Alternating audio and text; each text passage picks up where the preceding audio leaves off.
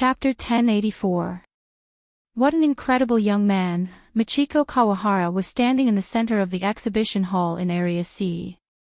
In front of her was the arc-shaped booth that was torn apart by an unknown force. But now, the original outline could no longer be seen.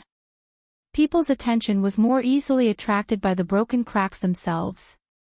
These cracks were so huge that there was no support between the pieces of the booth. It seemed that it was impossible to resist the heavy equipment above and could collapse at any time. However, they stood there steadily. The closer they were, the more details they saw, the more incredible it was. According to the original plan, this place should have been upgraded to the next floor before the auction started and served as the main exhibition area. But at this time, the young man who was talking in the venue directly ruined this plan. However, some pre-installed equipment around it could still work, so this place was temporarily enclosed and used as half of the backstage. At this time, many staff members were walking back and forth here, dealing with various problems, at least on the surface. No matter how busy the staff members were, they carefully bypassed the central booth area. At the same time, there were some researchers with different backgrounds, carrying large and small instruments, carefully walking through the cracks in the steel, trying to find more valuable clues. Two different circles temporarily went hand in hand with each other. Michiko Kawahara was here. Through the ubiquitous screens and projections, she was paying attention to the progress of the auction. She watched the young man who completely distorted the trajectory of her life speak on the stage. He also distorted the thoughts and wills of others. Surprisingly, she didn't have too much resentment. She was more envious, and she thought of her son. If she can become like this when he grows up, it should be something to be proud of. She didn't have much feelings for her tool husband, but her stubborn and cute young son was one of the important fulcrum of her life. Just thinking about the future a little, even if it was mostly fantasy elements, could remove some of the barriers in her heart and reduce some of the pressure. This rare moment of freedom did not last for long. Because of the series of changes at the auction site, while the headquarters was under pressure, they also transmitted more intense pressure and even emotions. Bastard! How can you change the process and personnel of the auction at will? Are you going to bet on Toyama's decades of reputation? Michiko Kawahara took a deep breath, adjusted her breathing, and answered with an appropriate calm attitude.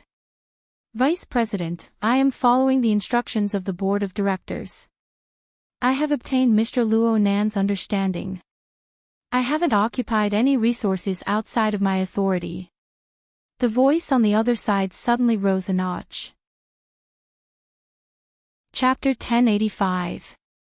The booth shook, startling the backstage staff and researchers, but they did not see any obvious structural changes. In this place, the external structure was not reliable. Some of them were especially excited after the fright, such as Dr. Sunkan. While the booth was shaking, he had a strong premonition. At the same time, the surveillance equipment he had brought over also captured a clearer signal. Forward, forward. No, up. In his excitement, Sunkan's instructions weren't clear enough. In the end, he simply took over personally, ignoring the danger and rushing to the front line to direct the adjustment of the equipment parameters. Kawahara Michiko looked at the booth structure and the subsequent noise. It was the same. Anyway, a non-professional like her wouldn't be able to see anything, so she turned back and faced the person who stopped her. Minister Kawamoto, I remember that you are the on-site dispatcher. Aren't you going to take a look? No, General Manager Kawahara, my current mission is to stop you. Kawaguchi Tashimoto was the one who answered the call from the Vice President, Shingo Toyama, and questioned Kawahara Michiko's behavior. Kawahara Michiko wasn't angry. Instead, she laughed. Why are you stopping me? Hiku-san, you are too nervous. This has nothing to do with me now. I won't do anything else. Hiku-jun was a robust man in his 40s. Apart from his slightly sparse hair, his face and body shape were relatively regular. However, at this moment, his face was flushed, and his eyes were shining. He was nervous and excited. Manager Heiyuan, you can't do anything else on the ship, but there's something you must do. You must immediately return to Band City to report on your work, and not anywhere else. Kawahara Michiko shook her head. This is not something you should consider. That's right. But now, I have been authorized by the board of directors to supervise your execution of this order. Hikujun took a few deep breaths and adjusted his mentality. You don't need to doubt me, Mr. Heir. I'm here to deliver the message for you, or for the dignity of the Heir family.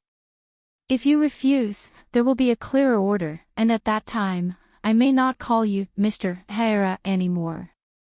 Did you accept someone's order in your dreams?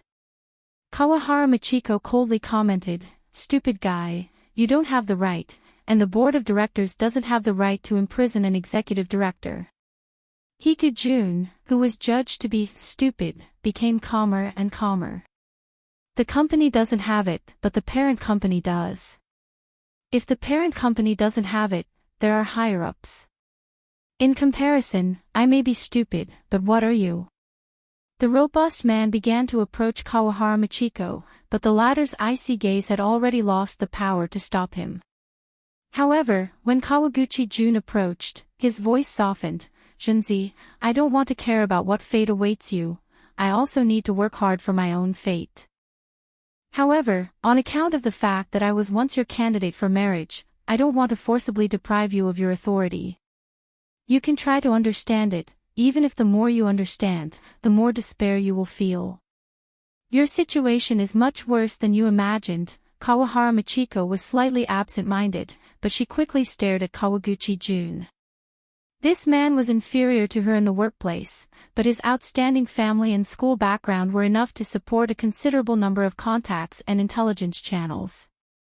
What do you know? I don't know anything.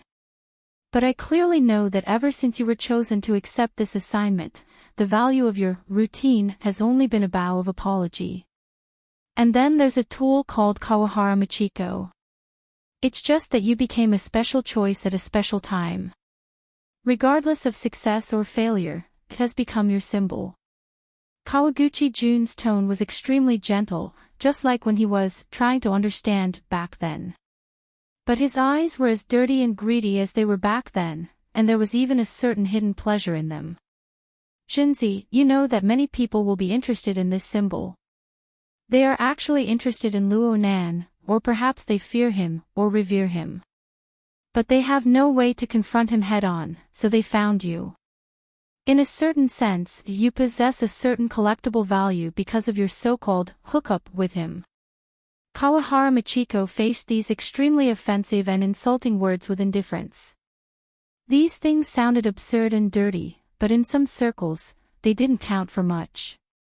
If she was a normal person in the business world, this might not necessarily be the case.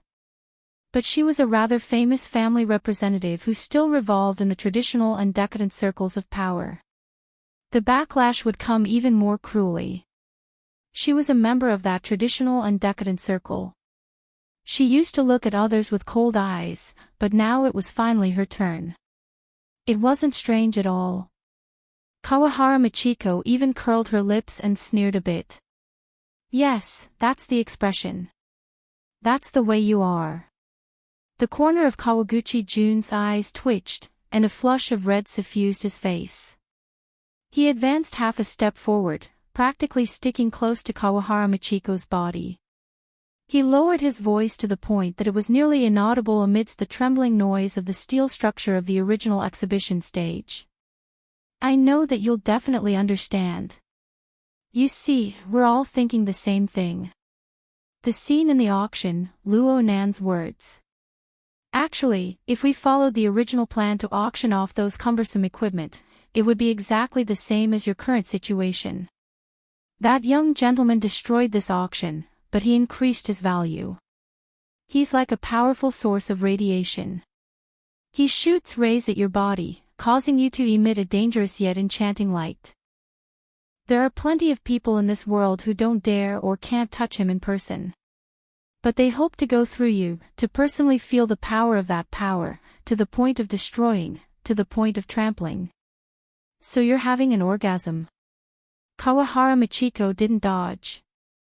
Her smile became even deeper and more mocking.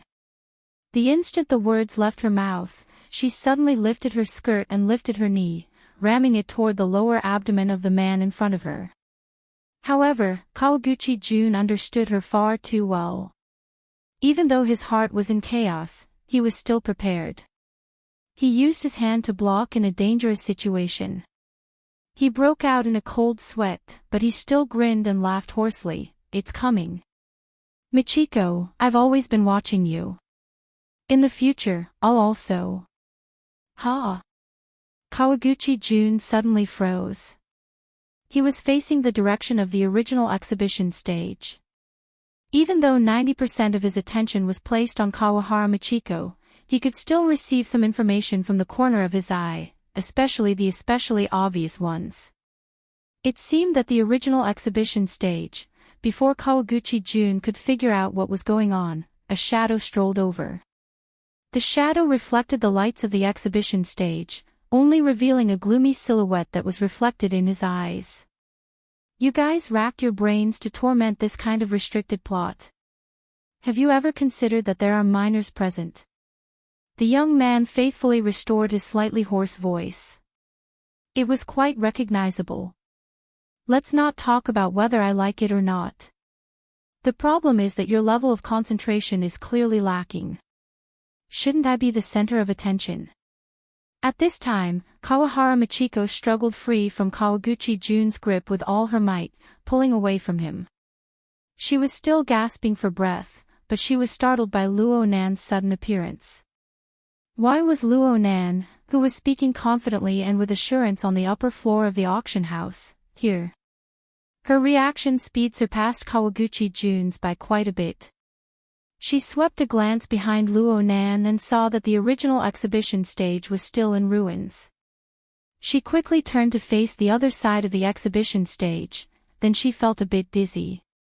What appeared in her field of vision was no longer the screen that shielded the original exhibition stage.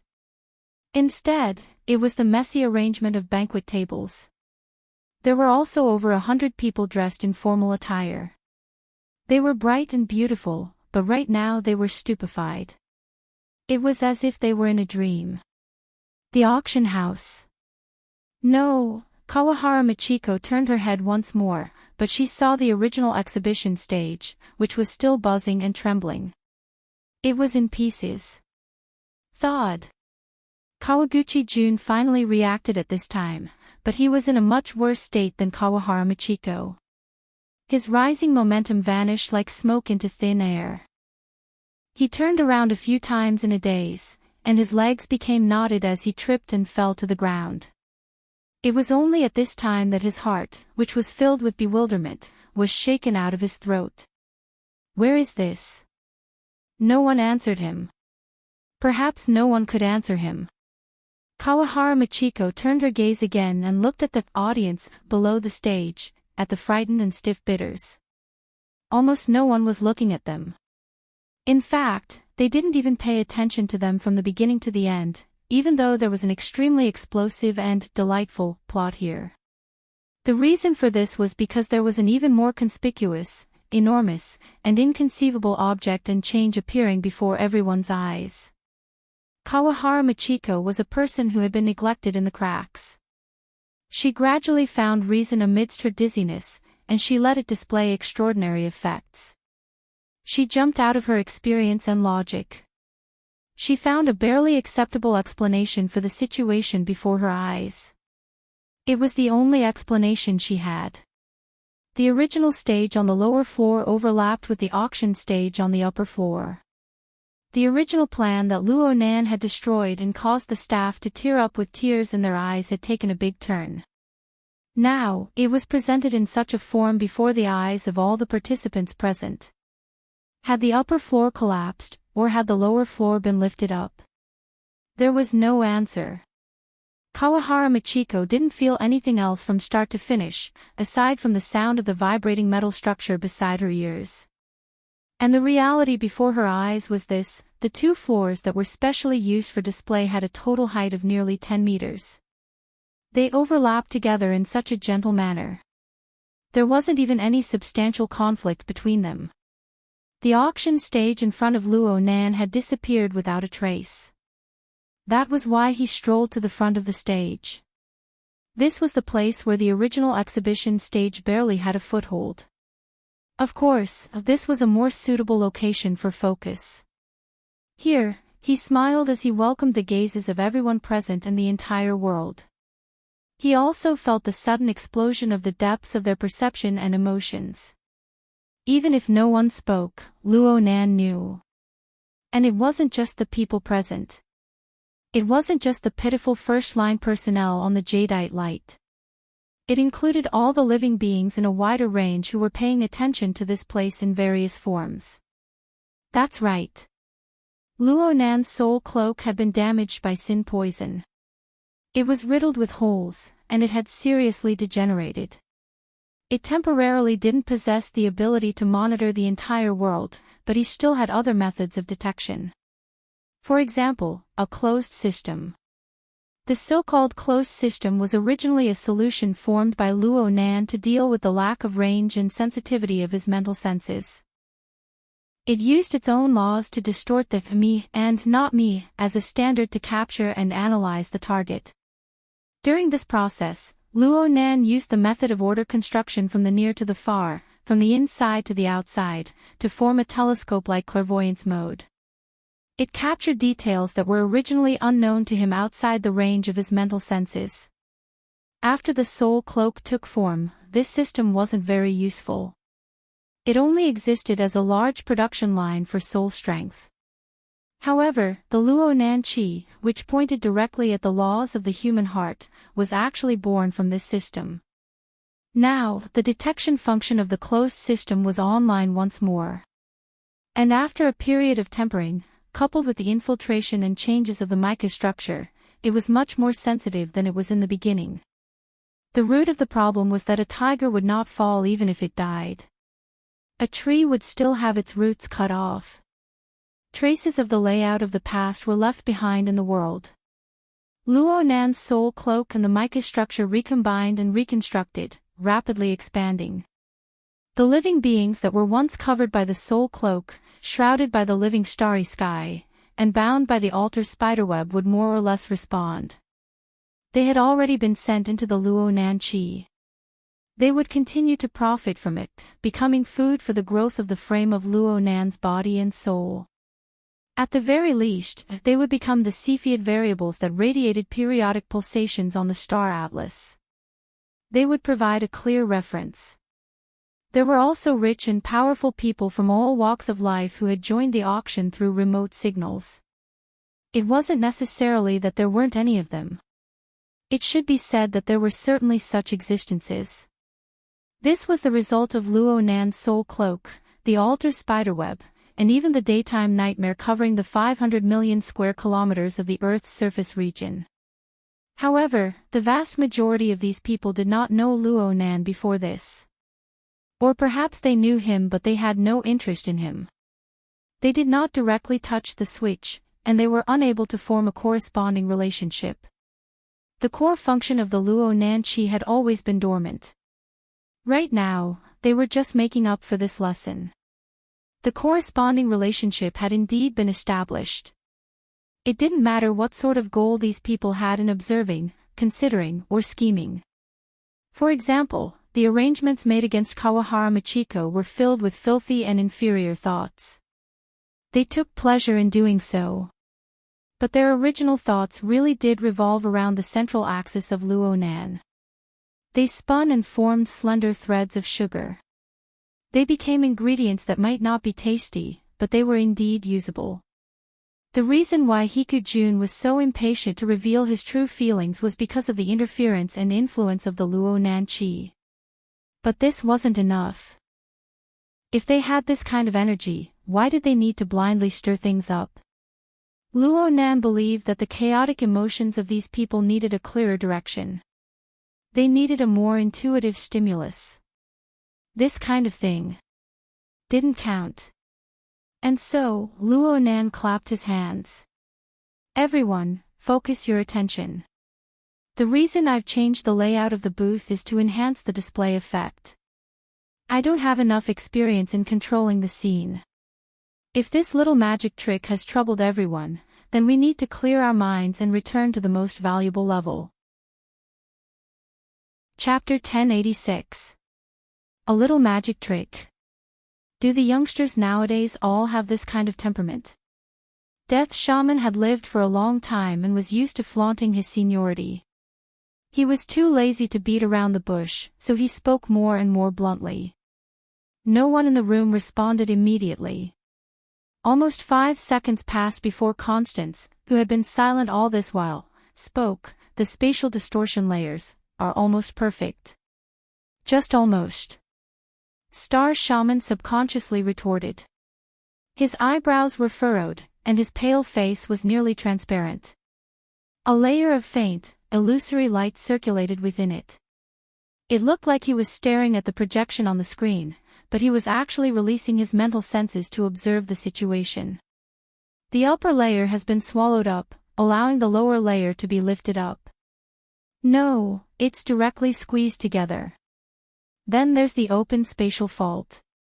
The connection with the local spacetime is very subtle. Conventional experience was practically meaningless when it came to spatial shifts.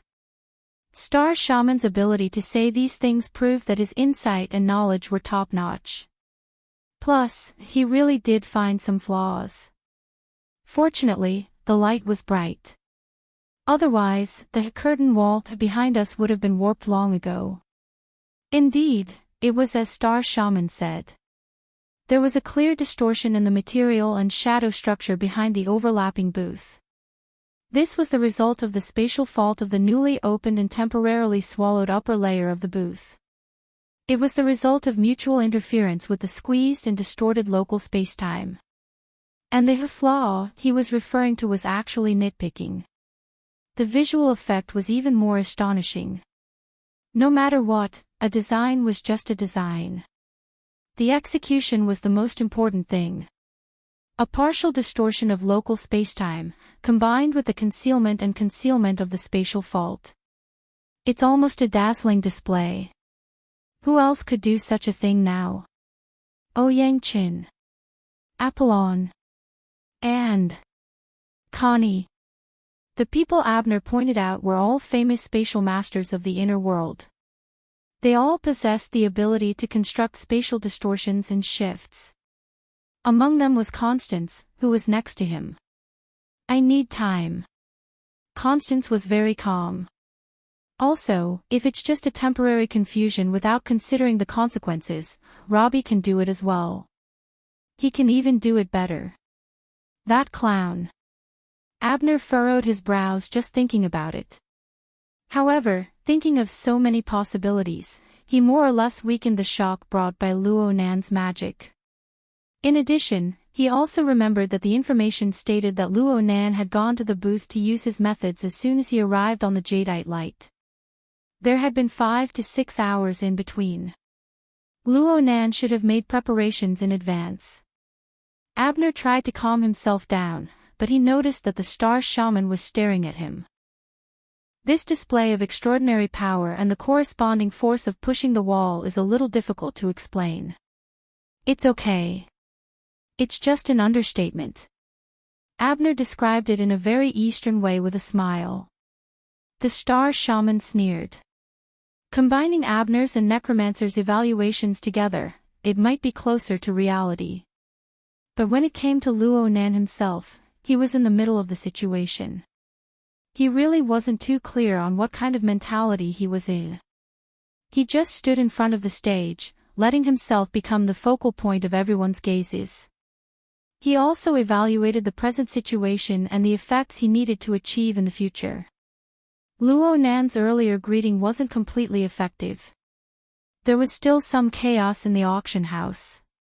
In addition to the auditory noise created by the participants' shock and bewilderment, there was also visual interference. Standing closest to the front was Kawahara Michiko and Kawaguchi Jun, who was sitting on the ground. This was fine, but behind them were the stupefied researchers led by Song Kansas. There were also the backstage staff. It was a bit of a mess. Especially since they were in the cracks of the steel structure. Luo Nan had to be careful not to step on their heads as he walked back and forth on the stage. It was a fly in the ointment. If he had known earlier, he would have sucked them into the spatial fault. Luo Nan was a bit moved by his lack of experience. Then he signaled with his eyes. The target of his gaze was obviously Kawahara Michiko, who was closest to him. Her status was also relatively suitable. Kawahara Michiko was startled for a moment. She looked at Luo Nan again. Though no words were exchanged, she actually understood Luo Nan's intentions. She gave a slight bow and bypassed Kawaguchi Jun, the on-site supervisor. Luo Nan issued an order to the backstage staff, telling these people who seemed to have fallen into a dream to quickly withdraw and bring along those researchers. Where could they retreat to at this time? The people on this side of the stage could see the warped state of the area behind them. In fact, their colleagues on that side weren't brought up at all. Perhaps they were left on the lower level, or perhaps they were swallowed. This wasn't a problem they had to consider. They could only withdraw in the direction of the emergency passageway of the auction house under Kawahara Michiko's command. Song Kan originally wanted to struggle a bit, but he looked at Luo Nan's back and lost his courage in the end. There were 20 to 30 people and some equipment. It would be quite a scene to withdraw. Even if they were to leave through the emergency passageway, they would still have to pass through the area where the participants were. Over 100 billionaires and experts at the scene just stared blankly at the stream of people who had abruptly appeared along with the shattered stage. They passed by them. He projected out a satellite map and compared it with Luo Nan's drawing on the blackboard. The precision is very high. Constance murmured. The satellite image was nothing more than this. But Luo Nan drew closer layer by layer, layer by layer. Every time the outline of a scale was formed, he would erase it and enlarge it. It was reasonable to say that he had drawn it in accordance with the satellite image. But the choice was appropriate, and the application was ingenious. It wasn't a simple transfer. Instead, it was a true understanding in the heart, and it was a representation of the outside world. This was a human method, not a mechanical reproduction. Just like this, the scale of Luo Nan's version of the map was enlarged all the way to around 1/500. It actually continued to be enlarged. At this scale, the larger community could no longer fit within his field of vision. But during the process of the image's manifestation, even if Luo Nan didn't say a word, everyone was certain that there was a clear focal point under his pen, and it was constantly drawing closer. Luo Nan used an extremely simple yet miraculous drawing technique to create a vivid and lifelike situation. It was as if he had brought the people of the auction house aboard a passenger plane. The plane was rapidly descending, heading straight towards the depths of the desolate and uninhabited wilderness.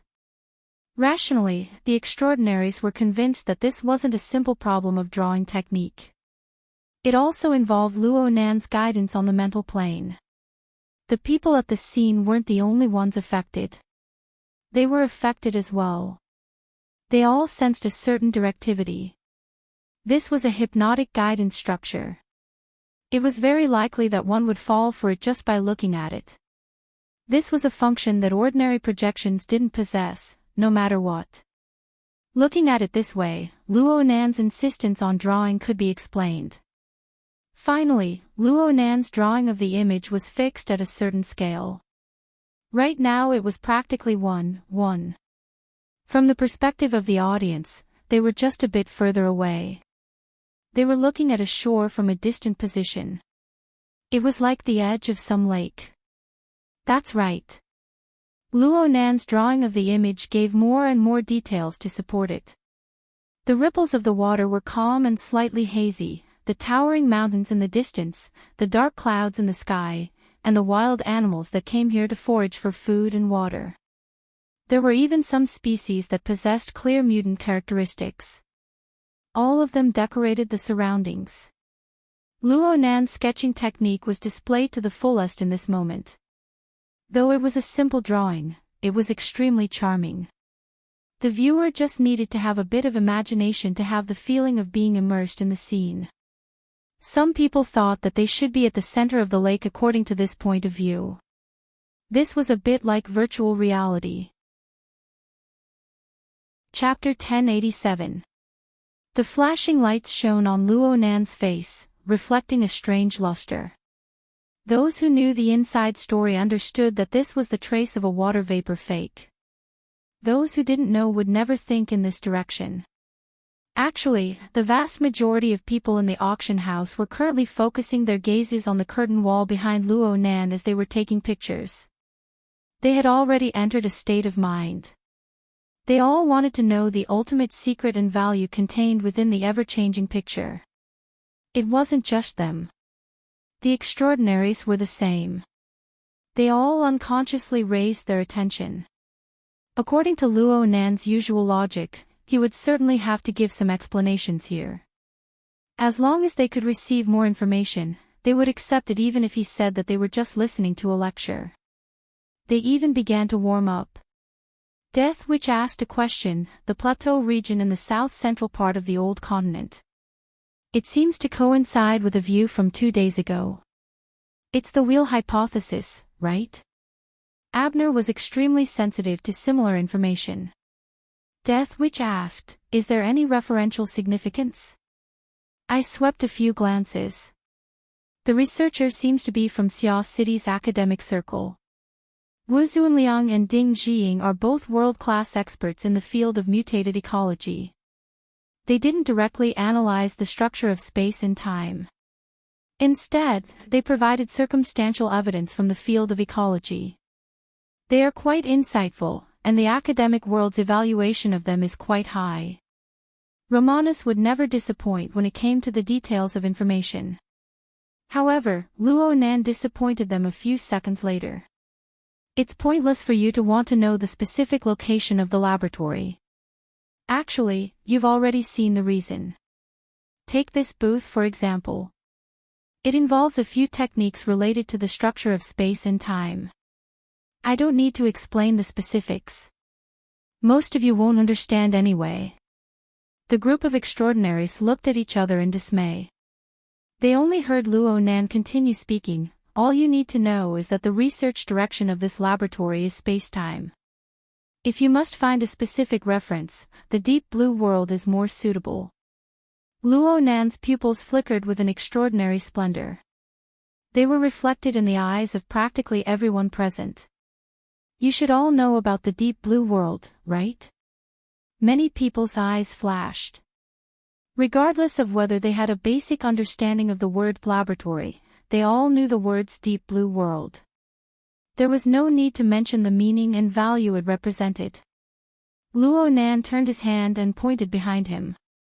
The founders of the laboratory are also searching for another deep blue world over here. At the very least, I believe that there is an extremely high possibility that there is a new plane similar to the deep blue world. Perhaps it is a complete land of resources and treasures. Perhaps it is a shattered wreckage. But there is certainly such a plane. This is because you can see traces of two areas of space and time coming into contact and colliding over there. As he looked at the noisy scene in the auction hall, Star Shaman suddenly let out a chuckle and pursed his lips. He has ulterior motives. Of course, these extraordinaries from headquarters knew the inside story. They were even more aware that the 70 format laboratory itself was admittedly a research topic related to spacetime. However, it was still quite a distance away from a major discovery like the deep blue world. Of course, if Luo Nan himself knew the information, then it would be a completely different matter. The problem was that Luo Nan had omitted a very crucial element. He only used the simplest of analogies to crudely provoke the emotions and greedy thoughts of the bidders. The facts were very clear, but the motive was very subtle. Was Luo Nan doing what the enemy wanted to do ahead of time, leaving the enemy with nothing to do? Regardless of what the bystanders thought, Luo Nan was currently smiling on the stage. It looks like everyone is quite familiar with the deep blue world. I'll take the liberty to ask, but how many of you in the auction hall and from all over the world have invested in the deep blue world? It seems like a lot of people have. How much is the annual profit? The attendees below the stage really didn't know how to respond to Luo Nan's awkward chatter. In addition, Luo Nan gave them a serious feeling of unease. The pressure continued to rise. Some people's minds began to calm down from the temptation of the new plane. They felt that ensuring their own personal safety was the most reasonable choice. At the same time, the changes in the venue would inevitably attract the attention of the outside world. Security personnel continued to enter, and the order of the venue grew more and more chaotic. From this point of view, Luo Nan really wasn't a good controller of the venue. Luo Nan didn't seem to care. He didn't receive a response, so he simply called out names. He extended a finger and pointed at an old acquaintance. Mr. Hugging women on both sides. How much profit can you get from that side every year? Everyone's gaze is focused in that direction for a time. Unfortunately, that Mr. Hugging women on both sides was taking advantage of the chaotic scene to abandon his two female companions. He was preparing to leave without a sound, but he was instantly nailed to the spot. In the end, that person was experienced in the ways of the world. He just closed his eyes and forced a smile onto his face. Need to pee? No. Actually, Boss Luo, the financial reports from Deep Blue always say the same thing. They're about to enter the period of investment returns. Finally, someone laughed along with him. It was as if he would pounce out from the curtain wall in the next moment and die once more in front of them. Outside the venue, there was silence in a room filled with extraordinaires. The air they exhaled seemed to be wrapped in a cold air. No one expressed their opinion. Even the transcendent death shaman remained silent. At some point in time, everyone's gazes were focused on Abner's face. The latter covered the lower half of his face with one hand, revealing only his tightly furrowed brows. He looked like he was in deep thought. His sustainable and calm breathing, his gradually relaxing shoulder and neck muscles. All these details were enough to explain many things. With Abner's abilities, it was naturally not a problem for him to conceal it. However, his status and habits over the years made it meaningless to control such details. The star shaman and Constance looked at each other. They did not respond. In the end, it was the death shaman who sneered faintly on the mental level. In the auction hall, the people's reactions were a little slow. Among the participants, there were those who could recognize all three metahumans. There were also those who knew one or two of them. There were also those who did not know them at all. However, humans were high-level animals that could communicate. They could always fill in some of the truth through the flow of information. The noisy sound waves of the venue, as well as the dense interweaving of electromagnetic signals, were the carrier and representation of information transmission. In comparison, Kawahara Michiko, who stood to the side of the stage, had become an isolated island of information due to her awkward situation. There was no hope for communication, but this kind of loneliness could stimulate her thoughts. She was a bit absent-minded. She wanted to seize the opportunity to leave, but she felt that she might miss an opportunity to save herself. In the end, she looked at Luo Nan. She looked at this young expert who had warped her fate.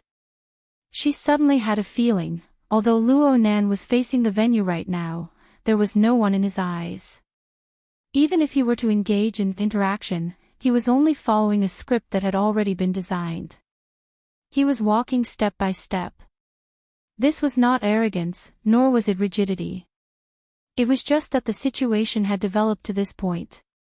The conditions were ripe for success. There was no longer any leeway or possibility for change.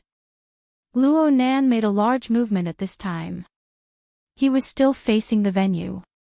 His arms were extended and his thumbs were flipped backward.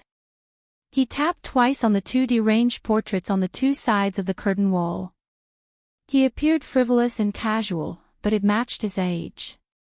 Actually, the listing of these two names is a bit offensive.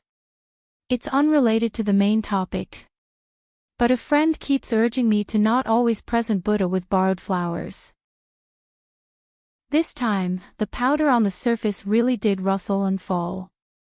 A large area of the central region was shattered into pieces. Then it turned into a large amount of dust particles and transformed into a whistling sandstorm within the pitch-black background. Chapter 1088. The sandstorm assaulted their faces. Right now, no one felt that this was a simple painting, and this was indeed not the case. A sandstorm was a more accurate description of an objective image, but the results of people perceiving the outside world were more or less different. Especially when the swirling grains of sand passed through the magnetic gate of flesh and bones to make direct contact with the outside world. Everything before everyone's eyes became pitted and incomplete. The wasteland lakeside, which had just been dyed in color and was approaching reality, suddenly became riddled with holes. Moreover, it had nothing to do with the impression that people were used to. These holes were the remnants left behind by the piercing and annihilation of the void. This scene was really hard to describe, and it exceeded the scope of most people's experience. In comparison, the wild donkeys that stopped by the lakeside had a more straightforward end. The change in the void covered the front of the lakeside, and this group of unlucky fellows was in this region. Countless bloody holes were gouged into the bodies of several dozen vigorous wild donkeys in a practically unconscious state. They didn't even manage to let out a few blood-curdling screams. There were even some who continued to move forward in a daze. They approached the lakeside and lowered their heads to drink water. And it was during this process that their flesh and blood split under the effects of the deep distortion. Their bodies collapsed, and they smashed into the water, creating a spray of blood and filthy water. This scene happened in front of the 100 or so rich people, experts, and security personnel that were forced to board the ship. They were really close now. The splattered flesh and blood mixed with the strong wind and salty water to form a wave of turbid dark mist. It assaulted the faces of the people in the front row. It was impossible to raise the screams any higher. Instead, some people fainted straight away, bringing with them tables, chairs, and cutlery. They smashed into the muddy waters of the lake. Yes, the broken ship had basically reached the shore. The exterior of the giant ship exhibition hall had completely turned into nothingness. The natural color of the sky had replaced the glorious lights of the venue. The distance between the central southern plateau of the old continent and the location of the jade light exceeded 12,000 kilometers. There was a time difference of 6 to 7 hours. It was only 2 or 3 o'clock in the afternoon here. Even though the sky was covered with dark clouds, it was still daytime. Luo Nan's figure appeared somewhat illusory and transparent under the light of the sky. At this moment, he was in the void region filled with craters and distortions. He was also beside the blood-stained lake shore. In fact, the most accurate location was the entrance to the dark world where the sandstorm was rolling.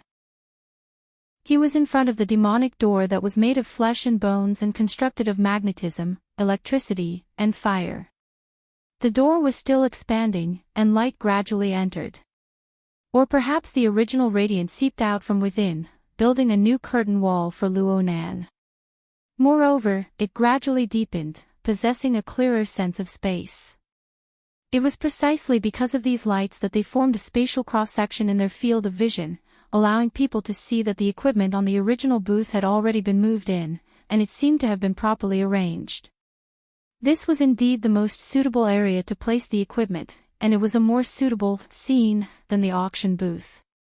It was just that the situation was so urgent that most people wouldn't care about these details at all. All they knew was that although the broken ship had reached the shore, it was still moving forward and was no longer riding the current. In fact, it had never been, not at all. Only God knew how they got here and how they would continue. They didn't even know if they had crashed into it, or if the other side was pressing over. All they knew was that if this continued, this group of people would crash into the terrifying sandstorm behind the gate of magnetism and light. They would end up like a herd of wild donkeys strewn with corpses, or they would become rotten flesh mixed with the ripples of water and mud. "Stop the car! Stop the car!" someone screamed. "Apologies. There's a bit of an unexpected situation." Luo Nan, the driver, finally revealed his considerate side. He revealed a smile. The degree of sealing here was barely acceptable in the past, but it's like this now. It's mostly due to the effects of the aftermath of the recent battle. But then again, isn't it more intuitive now? In the eyes of the participants who had already logged in, Luo Nan's incorporeal shadow had an expression that became even more blurry. It was as if he was a remote projection of an outsider. Let's not talk about whether it was intuitive or not. This situation was far too F***king ironic. Clearly, Luo Nan didn't care about their thoughts. He stood in the center of the brand new, live booth, and was instead in the mood to talk. You can think of the situation behind the door as the collision of two spacetime. The laboratory is located at a certain point of the collision of spacetime.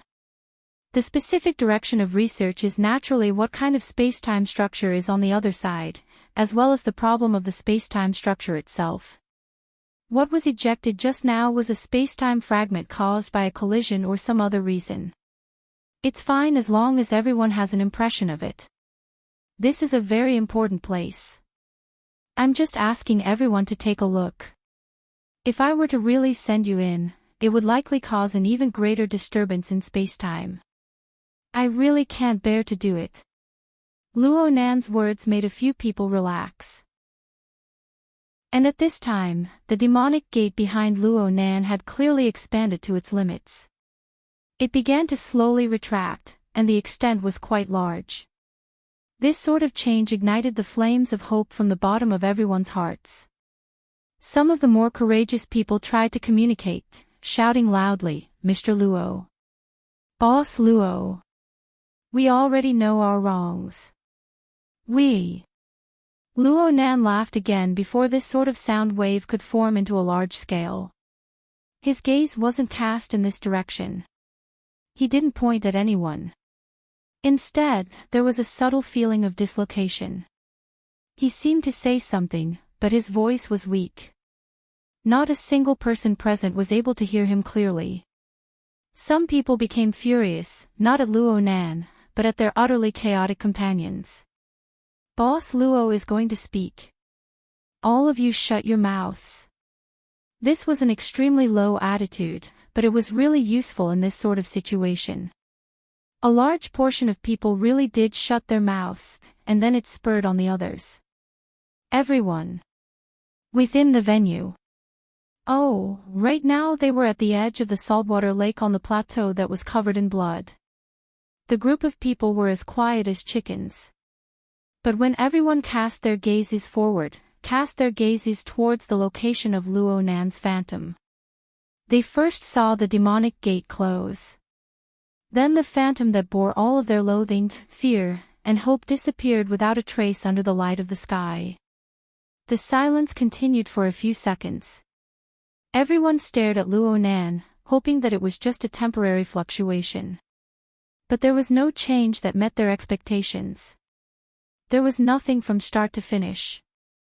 Screams and curses gushed out. There were a few of them, but they were soon forcefully suppressed by the surrounding people. On one hand, the strong winds of the wilderness brought along the faint roars of wild beasts. On the other hand, and more importantly, there was no longer Luo Nan's shadow in front of them. The scene of the wilderness was nearly completely restored, but there was still some sort of unnatural scene. The chaotic magneto-electric flames were still drifting disorderly among the remains of the horned demon. It seemed to be extinguished at any time, but it still existed. Even though the flickering and extinguishing electric flames were weak, they still pulled along some sort of throbbing power. It was like a noose that pierced through the depths of everyone's inner organs and even their souls. The tighter it tightened, The lakeside was restored to silence once more. Instead, the sounds of the wind and the roars grew louder and louder. Then finally, someone, perhaps a coward, perhaps an innocent person, began to cry. Truth be told, I'm a bit embarrassed by this scene.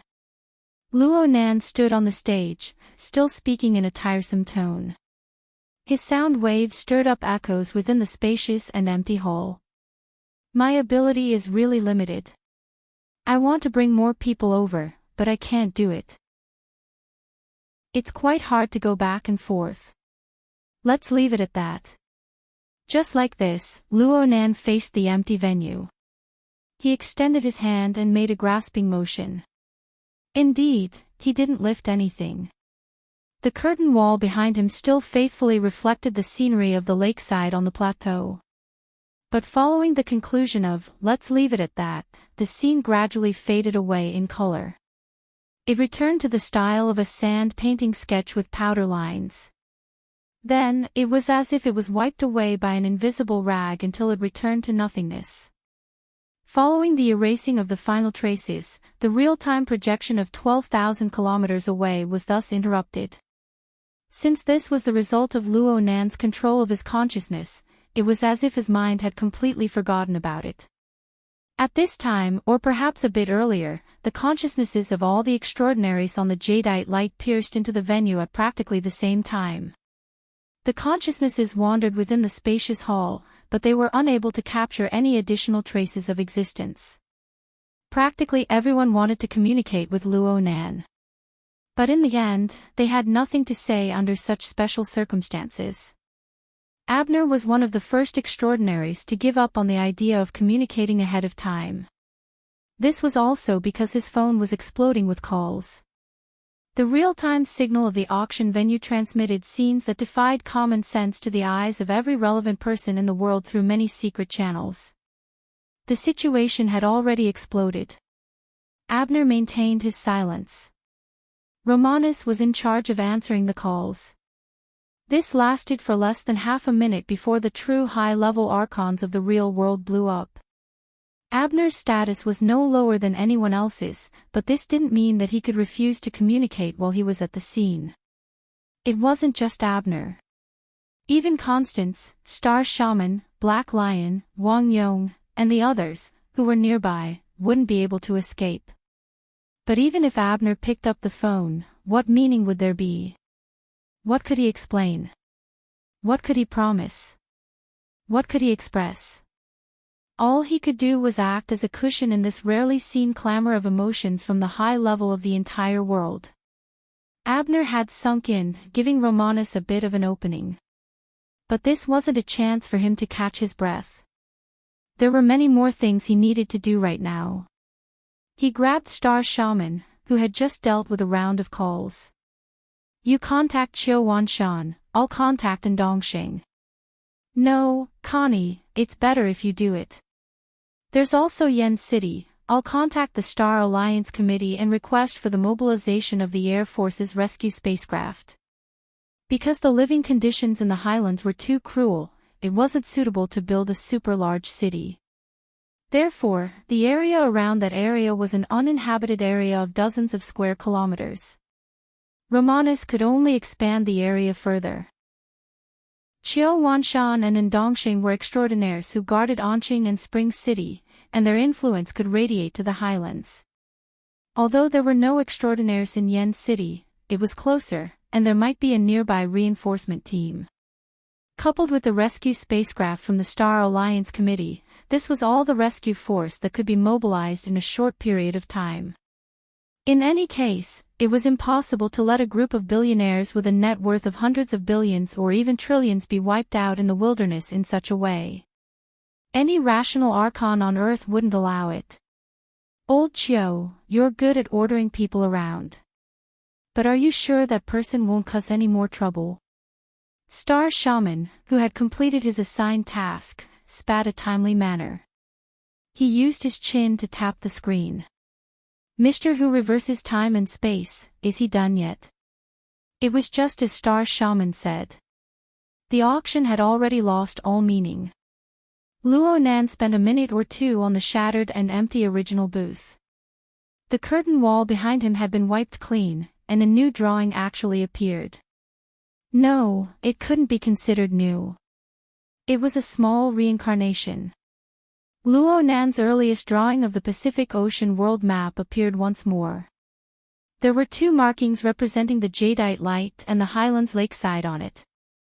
There was also a connecting line between the 2 points that represented a length of 12,000 kilometers. Luo Nan coughed lightly. He faced the empty venue, and of course, there were still those diligent and conscientious working cameras. Thanks to modern technology, he didn't need any live cameras. He could just make do with a rock arm. He clearly wanted to say something, but who was he talking to? In a few breaths of time, new markings were added to the world map. There were many more this time. Anyone who had a slight understanding of modern world geography would immediately know that the vast majority of the markings were distributed in various major cities. Some had only one, some had 2 or 3, some had 4 or 5. The ones with more markings were squeezed together due to the small scale. If one were to think about the meaning behind it, it would be enough to make many people change their expressions in shock. Abner cut off the connection to an archon. His gaze swept across the markings. He ignored the markings that were gathered in various major cities. In the end, his gaze locked onto the ocean region far away from the cities and even the continents. Is Mao Xingye in T City? He seems to have returned to his little island. Ask him if he's there. Romanus responded. But before he could move, Abner shook his head at him.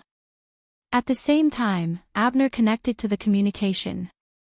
Director Mao, your vacation is too long. The location is too monotonous. The death which sneered in the nothingness. What's the use of trying to show off at a time like this? Abner's expression didn't change. Chapter 1089. Oh my God, he wants people to help him cover up this matter. Old man's secret deed should be having a headache right now. How can he snatch back the limelight? Blood Demon paced back and forth in the room. His speed was uncertain. Perhaps it was just as he thought, troubled times, troubled times. Your Majesty, what do you think? The words of the body follow the heart. Skillful and convenient karma. Gaining equal wisdom in all laws. Being able to observe the actions of all sentient hearts. Knowing the truth of all impurities. Can you speak human words? Her Majesty Empress Wu laughed good-naturedly. You're becoming more and more professional. A professional charlatan, huh? Blood Demon ridiculed, but from these words, one could tell that he understood Her Majesty Empress Wu's meaning. What Blood Demon meant was that Luo Nan was no longer like before. He was no longer speaking profound and sophisticated words that normal people would find hard to understand. Instead, he was using skillful and convenient methods to stab at the point the target was most concerned about, the weakness they feared the most. This matter sounded simple, but it was just as Her Majesty Empress Wu said. To truly realize it required absolute magical power. On this point, Luo Nan pointed directly at life and death. He was skillful in observing people's hearts. After all, who wasn't afraid of death? But to be able to achieve such an effect, the power he displayed truly exceeded everyone's imagination. Blood Demon made an assumption. He placed himself on the opposite side of Luo Nan. He didn't think for too long before he felt like his brain was about to explode. Perhaps right now, directly over here. No, it should be firing nuclear warheads at Ban City. This is the fastest way to resolve this. Zhang Yingying glared at him when she heard this. But on the other side, Her Majesty Empress Wu nodded in agreement. You're insightful. Yingying, make a relevant contingency plan for the next step. Even if you don't need it tonight, you might need it in the future. Zhang Yingying was startled at first, but she soon grew serious. Her Majesty Empress Wu put away her scroll and slowly got up. Where are you going? What's the point of staying here? Her Majesty Empress Wu's gaze swept across the image of the empty scene. Then she left. Hey, Your Majesty, hold on. I have something to discuss. I have something to discuss with you. The blood demon puppet chased after them, but it suddenly turned around and grinned at Meng Chong, who was standing aside quietly. Hey, when the core is tied up, everybody has to test the periphery in the corners. Are you the core or the periphery? Have you figured it out yet? Meng Chong's expression was solemn as he bowed to the blood demon to express his gratitude. Let's not talk about whether or not this analogy was appropriate, but the reminder was very timely. The most important thing was for the relevant parties to promptly discuss their contingency plans and make a response when Luo Nan was stirring up such a storm. Her Majesty Empress Wu and Blood Demon went out one after the other. Half a minute later, Meng Chong also went out in search of a private place to contact his cult. Only Zhang Yingying and Bai Xinyan were left in the room. The latter was still hugging Zhang Yingying. Their cheeks were touching each other's shoulders, and it seemed like they were still tipsy. Nuclear bomb. Zhang Yingying frowned. She considered both the contingency plan and the actual possibility and threat. Bai Xinyan said softly, the blood demon is exaggerating. Right, I think so too. In reality, with the hundreds and thousands of weapons in this era, if you really want to get rid of an extraordinary, there are relatively more economical methods. For example, you can go from destroying a city to destroying a city district. If you put it this way, doesn't it suddenly become easier to accept? Screw you. Even the boss won't be able to protect you if you keep courting death. Bai Xinyan laughed softly. Her warm and moist breath sprayed onto Zhang Yingying's neck. Actually, if we start from this line of thought, the two of the Order of Amaterasu don't really want to turn the experimental fields of Band City into a sea of fire. However, if it's just abandoning a trade zone far away on Beishan Lake, they can still do it.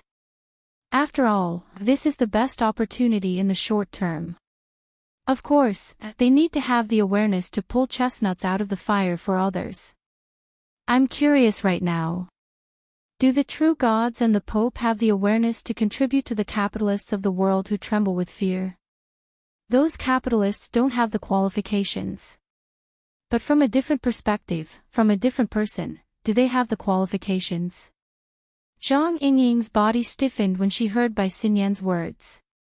Then she fiercely jumped up. Luckily, Bai Xinyan dodged in time. Otherwise, she wouldn't have her chin crooked. Hey! Why didn't you say so earlier? That's just a guess, idiot. We have to be on guard even if there's a 1 in 1,000 chance. Zhang Yingying gave Luo Nan a call, but the call didn't go through. She rushed out of the room in 2 or 3 steps. Perhaps she went to look for someone, or perhaps she went to discuss things with Her Majesty Empress Wu. In the end, Bai Xinyan was the only one left in the room. She sat on the sofa and spread out her arms. She did her best to spread them out and said to herself, idiot.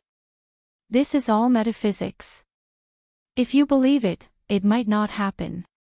If you don't believe it, it might happen. Bai Xinyan suddenly laughed in spite of herself. She gasped for a breath of air, stood up shakily, and walked outside. Right now, the exhibition hall was already in chaos. Wang Yu established a 3-way communication channel and then exited the group chat.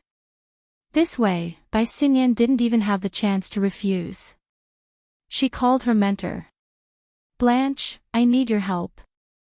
The senior expert, Dr. Clay's tone was still relatively calm. He called Bai Xinyan by her nickname, as if it was a daily call. He didn't seem like Wang Yu's brain was fried.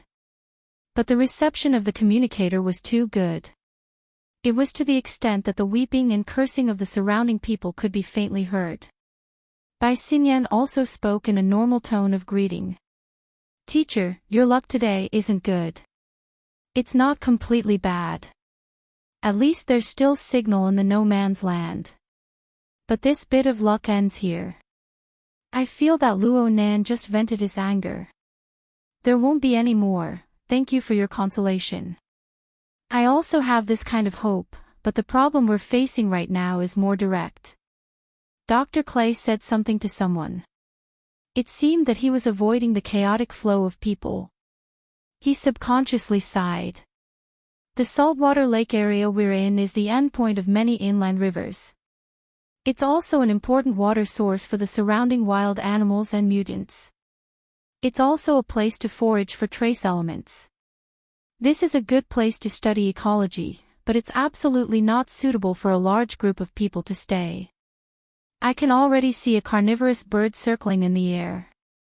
Its mutant characteristics are very clear. Look at its sharp beak. It's absolutely not a scavenger. Dr. Clay spoke faster and faster. He could no longer conceal his nervousness. There are nearly 150 people here. There aren't more than 20 armed personnel. All of them carry light weapons. There are also very few ability users. It will be a disaster if we enter the hunting circle of the mutants. The rescue team should have already gone over. Bai Xinyan knew that this wasn't enough to make people feel at ease. She spoke a sentence that couldn't be avoided. How can I help you? But I need to say something first. Luo Nan probably won't care about the matters over there. Even if he does, I don't have much weight on his side. I just need a suggestion, Blanche. Dr. Clay didn't mind Bai Xinyan's evasive words. Frankly speaking, my mind is in a mess right now. The only suggestion I can give myself is to immediately undergo a mutant transformation upon returning. But right now, all of this is meaningless, right? I understand what you're saying. Bai Xinyan maintained basic respect for this instructor and collaborator. She muttered to herself for a few seconds before responding, first of all, I feel that under the protection of 20 well-trained professional security personnel, your chances of survival should be quite high as long as your organizational strength can keep up. It shouldn't be a problem for the vast majority of people to hold out until the rescue team arrives. I don't reject probability, but the problem is that I don't see the corresponding degree of organization. Most people are scared to death. Their thoughts and physical strength aren't in a normal state. I suspect that traveling through space and time will cause unknown damage to the bodies and minds of ordinary people. I understand. Bai Xinyan laughed silently. If you're really worried about some accident or uncontrollable situation happening, and you're willing to take a gamble, why not follow someone closely? Is Mrs. Kawahara Machiko of the Toyama auction house there? Kawahara. She's there. She's there. She's actually there. Dr. Clay spent 2 seconds to confirm. The reason why Machiko Kawahara was able to find the target so quickly within the chaotic crowd of over 100 people was because Machiko Kawahara was far too conspicuous. She stood at the outermost edge of the crowd, all alone. It was as if she had been isolated by everyone. It was as if she had cut herself off from the group. The lake water lapped against the shore, already submerging her feet and calves. Her stockings were also splashed with specks of mud. She felt as if she was stuck in the silt of the riverside, unable to extricate herself. Follow her closely. Dr. Clay was a bit hesitant. From a professional perspective, Machiko Kawahara's position was simply the worst and most dangerous area in the surrounding area. She was far away from the crowd, and she was exposed to the shallow regions of the lake. She was exposed to the threat of predators and even mutants that could appear at any time. If something happened, she would be the most likely target to be sacrificed. I don't know what you've seen, teacher. And I'll say this in advance. I'm not basing my judgment on your environment. I'm basing my judgment on Mr. Luo Nan's usual way of doing things. I believe this is the most important reason why you need me to give you a suggestion. Dr. Clay took a deep breath. Yes. That's right. Bai Xinyan continued to speak. My judgment is that although Mr. Luo Nan is a simple-minded person in many matters and doesn't understand human emotions, he is essentially someone who is extremely meticulous in his emotions. He is a person who is very considerate of others. Of course, the vast majority of people don't have this qualification. You guys aren't one of them. But there is a special case. He treats those who work as tools for him with preferential treatment. I feel that Ms. Michiko Kawahara can be classified as such. Of course, this is just my judgment and conjecture. Believing it might not happen. If you don't believe him, it might happen. Dr. Clay took the initiative to complete his sentence. He thought even more. We don't know the range of that person's divine blessing. If it's a single target blessing, then I'll be in great danger. Maybe. Chapter 1090. Dispel my doubts. Bai Xinyan's attitude was very cautious. There's no need to rush. Speaking of which, I didn't pay much attention to the plateau wilderness. But after listening to Miss Bai's analysis, I feel that there really is something going on. Miss Bai, you have the pearl of wisdom in your hands. I want to verify it. Shall we go together? As an extraordinary, the king of Black Africa, and one of the most powerful magistrates in the world, Black Lion had an absolute psychological advantage when facing Bai Xinyan. This was not something that could be changed by his amiable attitude. Even though his tone was one of discussion, Bai Xinyan could not refuse. While they were talking, a halo of light spread out beside the two of them. The colorful light struck the surrounding chaotic mist. At first, it was hazy and mottled, but the projection quickly adapted and formed a relatively clear image. The scenery on the screen was clearly that of the plateau wilderness, saltwater lakeside, and the chaotic one-way group. Bai Xinyan was even able to see Dr. Clay, who was in a relatively more forward position. Bai Xinyan was able to see Dr. Clay. Of course, if one were to use the saltwater lake as a reference, the one at the front was Kawahara Michiko, who was knee-deep in the lake water and mud. And right in front of her was a monster with a malevolent horn. It was half in the water, and it was quickly approaching. Clearly, this was the source of the crowd's panic. The monster had thick armor and sharp teeth. It was a bit like a crocodile. There were blade-like bone spurs on its forehead. They were like hard fins that cut through the water. They split the water surface and quickly closed in. The projected image was a bit shaky, but it was not just because the photographer was panicking. Upon closer inspection, one could see that there were clear traces of technology splicing on the image. It was probably a combination of the people recording the scene and some low-altitude satellite images to form the effect of a live broadcast. And judging from the time of Bai Xinyan's call, there might be some delay.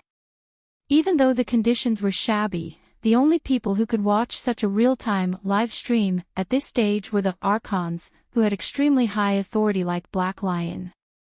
Perfect timing. Black Lion rubbed his stomach and turned to look at Bai Xinyan. You said this woman would be fine. Before Bai Xinyan could open her mouth, a figure stood out from the group of one-way tour groups that were retreating in panic. It was Dr. Clay, who was moving in the opposite direction. With extraordinary courage, the man of action took another 2 steps forward. Then, he took advantage of his expertise and shouted, "You're a professional. It's the Highland Water Arrow Dragon. The water arrows shot out by its hollow bone spurs are poisonous." Whether or not it would work was another matter. Attitude was very important.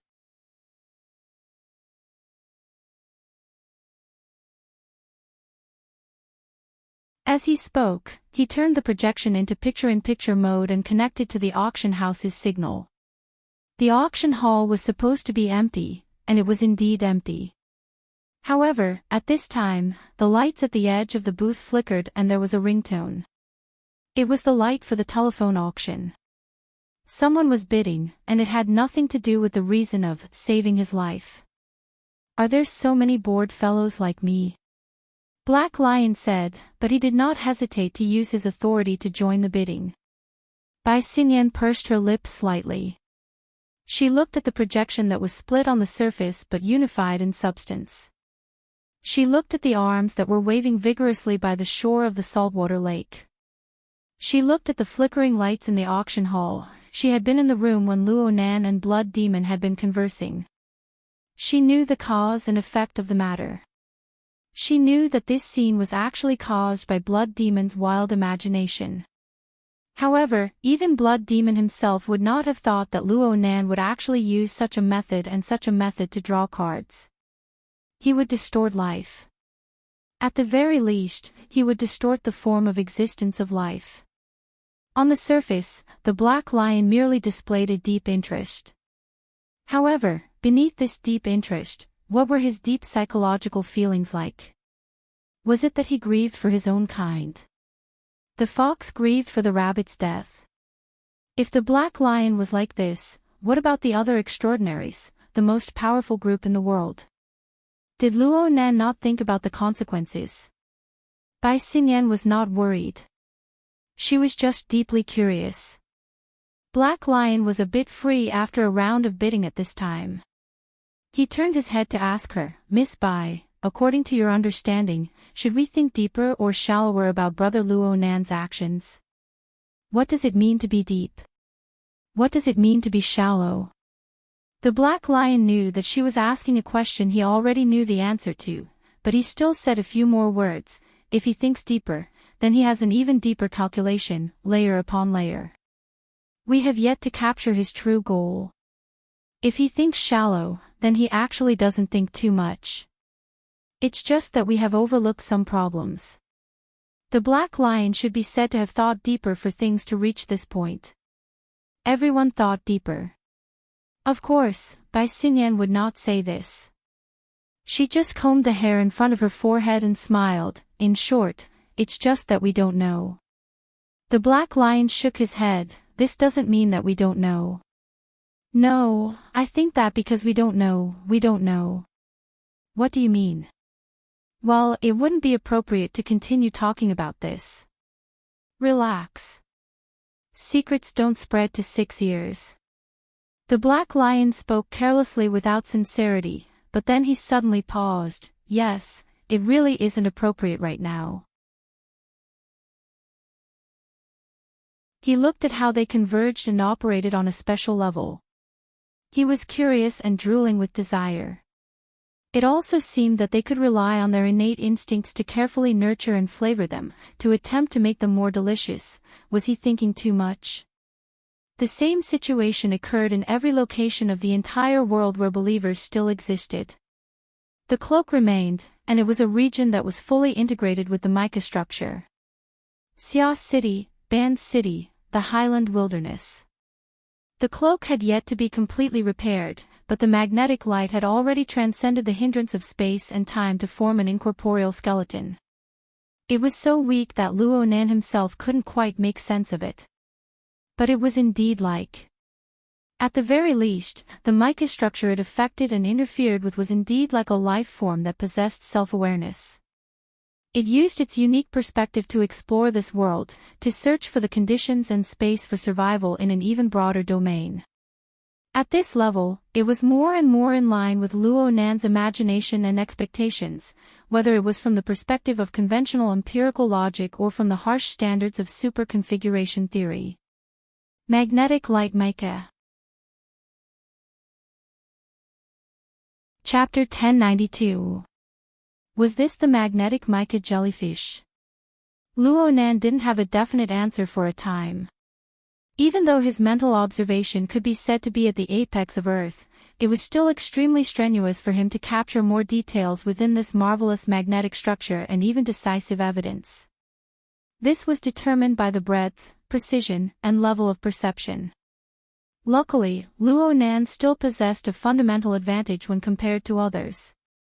This marvelous existence was something he had created based on the basic design of the school of fantasy. He had combined it with actual examples to produce it step by step. He didn't rely on external machines on the production line he had established. Instead, he relied on the provisions of the laws. A crashing sound rang out on the mental plane. The heavily chained crow hummed, just like how it controlled the wraith sign in the past. It followed the special laws and regulations to permeate into the subtle and complex magnetic structure, attaching and controlling it step by step. The existence that was gradually becoming intelligent, let's call it the magnetic mica jellyfish. It instinctively rejected this situation, but it didn't know how to resist in its naive ignorance. In the end, it allowed the heavily chained crow to penetrate through the lock layer by layer, forming a firm bond with Luonan. From the perspective of the magneto-mica jellyfish, it shouldn't be able to understand the meaning of these fetters.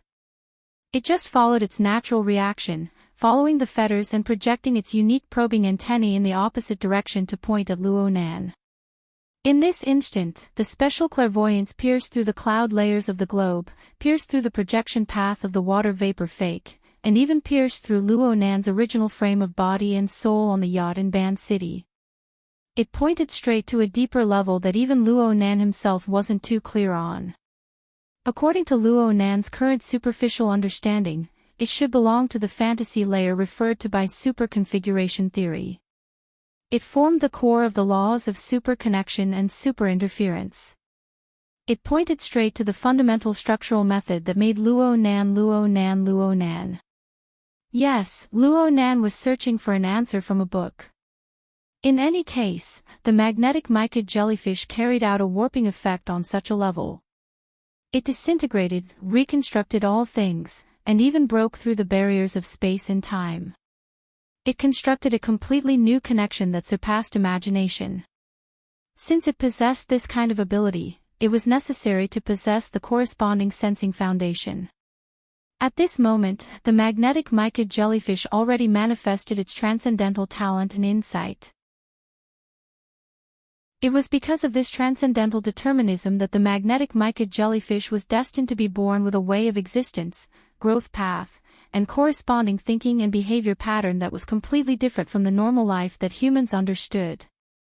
The mutual clairvoyance between Luonan and the magnetite mica didn't have much of an effect on the magnetite mica, which was practically a blank piece of paper right now. It just had an additional channel to gather information. For the magnetite mica's inconceivable wide-area perception ability, it was better than nothing. But for Luonan, he needed to learn and analyze if he wanted to thoroughly understand it. At the same time, the interference effect formed by the magnetic photon mica's clairvoyance naturally led to a reverse pressure. It made Luonan's body, which was already not that sturdy to begin with, sway a bit. This was troublesome. This gave Luonan a reminder. Right now, the larvae of the magnetic photon mica jellyfish that had just been ignited still had a long way to go before it was complete, but it was already showing signs of growing. It would take some more time to grow. If the difference between the two sides was too great, even as the producer and controller, the final result might not be very good. It wasn't that the magnetite mica had any ill intentions towards him, but when the target was too big and of a high level, some damage was simply unintentional. It was like a slow-moving elephant crushing a tiny ant under its foot. Alexander. So he had actually hatched such a dangerous thing. For this reason, Luonan needed to properly sort out the structural relationship between the two sides. Of course, the hatching brought even more benefits. Absolutely great benefits. Luonan thought of 4 things right now. At least 4 things.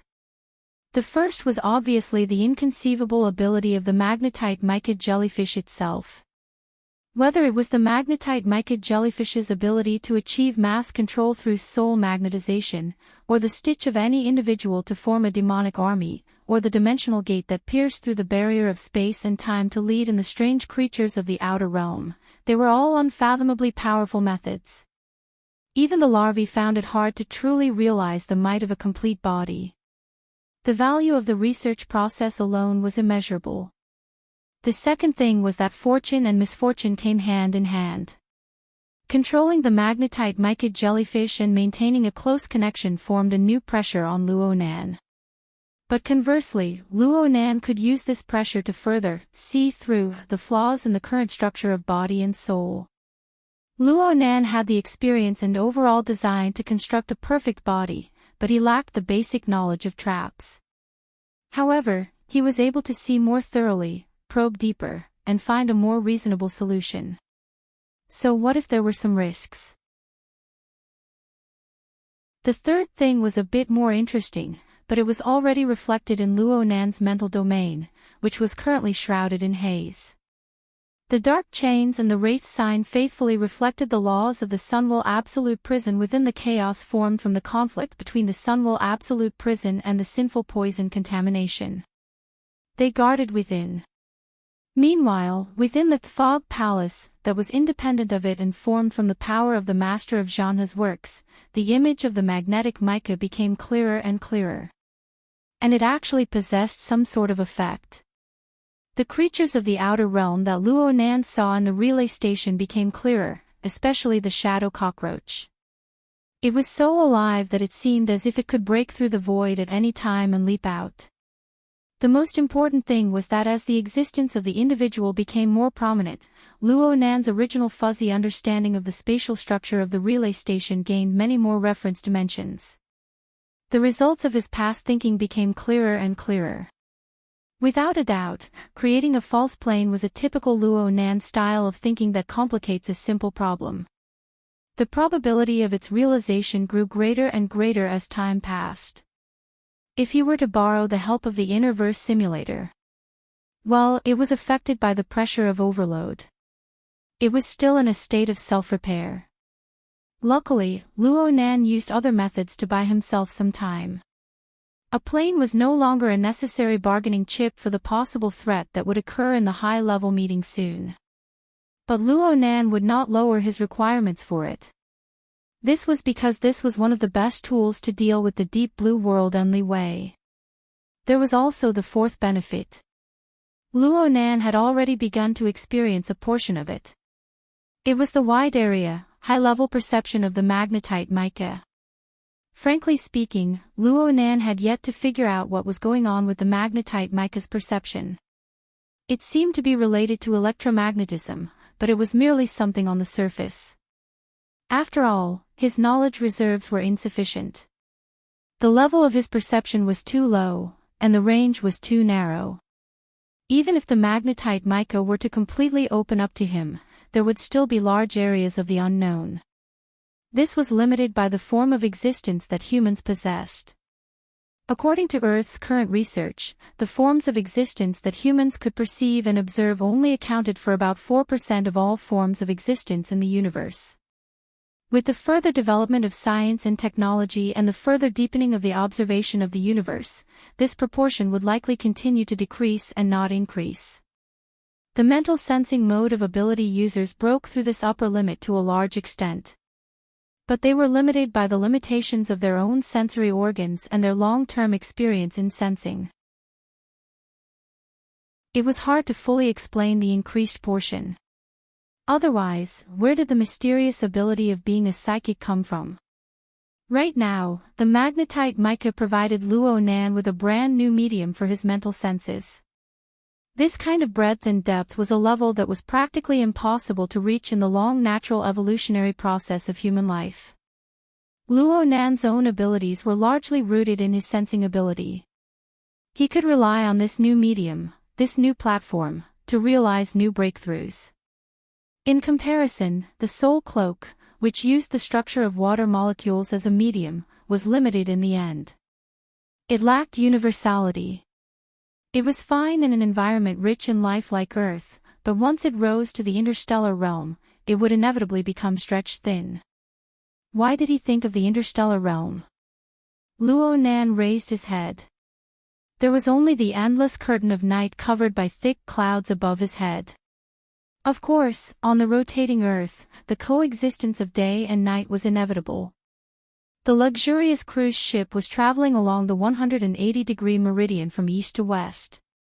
The time difference of 3 hours made it so that the sun was setting in the East 9th District, located on the west side of the Pacific Ocean. The setting sun covered the water, and the sea was dyed in blood. This was the scene Mola saw when she took a high-speed flight from G-City and arrived at the waters surrounding the Amaterasu court. If one were to say that this scenery was rare, it wasn't. But the surrounding waters were practically covered by dark clouds. It was still enough to make one's eyes light up. Especially when one came from above the cloud layer. The surroundings were covered in dark clouds, and the setting sun alone illuminated this place. The dense colors dyed the sky. It was as if the air was brushed with textures that were hard to see during normal times. It was as if there were incorporeal roots and veins that traveled through the void. They swallowed the nutrients of the world and nurtured an unknown power. Mola was very familiar with this place. After she landed, she drove the driver to the central region of the Amaterasu court. Incorporeal eyes were spying on her from beginning to end, assessing her state. She did not care about it at all. She whistled a small tune and went around the majestic main entrance of the shrine. She drove straight into the shrine through the forest lane in the middle of the dense forest. She stopped the car at a position that was only about 5 meters away from the shrine owner. Mola yawned and got out of the car. At that moment, she was still wearing the heavy makeup that made her look like she would enter a nightclub at any time.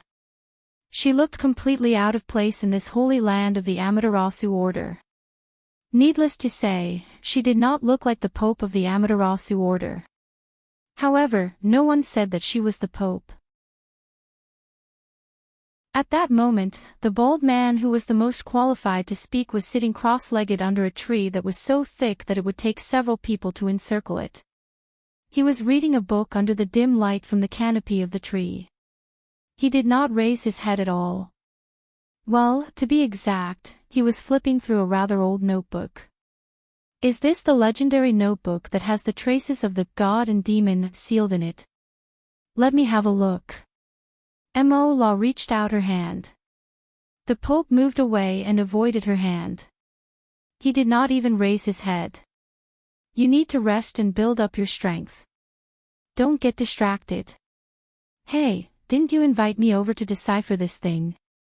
The Pope flipped another page of the notebook in his hand. He still did not raise his head. He only said calmly, first, you can only be considered as assisting in the deciphering work. Second, there is a change in the direction of the current work. Oh. Can the employer change the task at will? Then you can take it as an order. Under the canopy of the tree, the air froze for a moment.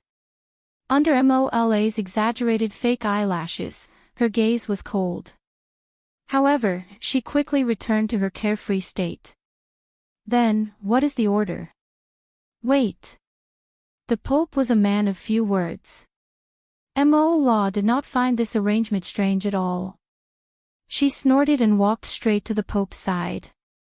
She imitated his posture, leaned against the tree, and sat cross-legged. However, she was destined to not be too well-behaved. Soon, she stretched one leg forward and raised both her hands, causing her entire body to stretch. I can tell that this is an urgent task. That's why you responded to it in a hurry. You might even look very pathetic. This does not match your usual style, but it does fit the current situation. As she spoke, Mola glanced at the notebook a few times. This time, the Pope could not be bothered with her. In fact, he did not respond at all. It was as if he did not care even if he waited until the end of time. Mola did not care about him either. She leaned against the tree behind her and even rubbed against it a few times. Suddenly, she pulled back her elbow and hit it heavily. What do you want to do to the beautiful lady? The spot where the tip of her elbow hit immediately corroded and caved in. There was a tendency for the corrosion to spread in all directions. Fortunately, it was quickly controlled. A strong vitality was transmitted over to repair the corroded tree trunk. For a moment, cracking sounds could be heard continuously.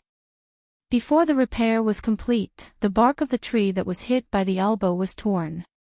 A large number of wood fibers pierced out and quickly wrapped around and took the shape of an adult male. "You rotten woman!" The true God came out of the tree in exasperation. He had the appearance of a young man with a fiery temper.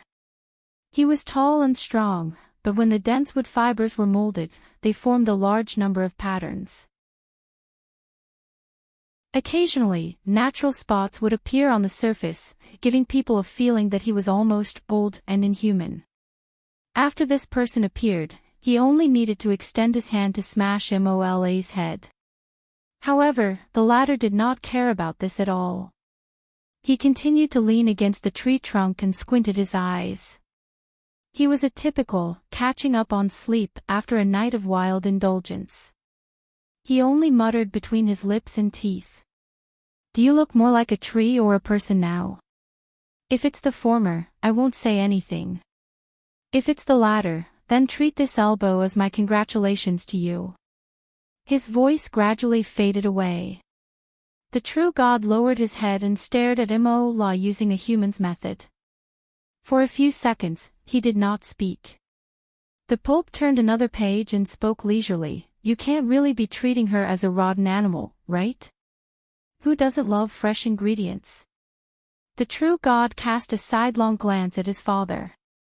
"Is there a need for you to beat around the bush?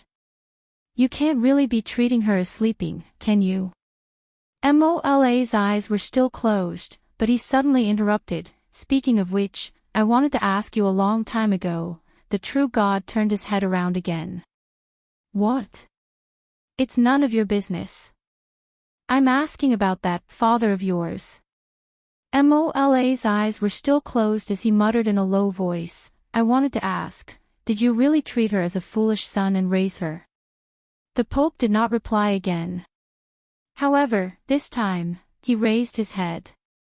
His gaze passed through the luxuriant canopy and branches and looked at the sky that was gradually washing away the blood and turning greenish-gray. He was so engrossed in his gaze that it was as if he wanted to capture the faint light that belonged to the stars.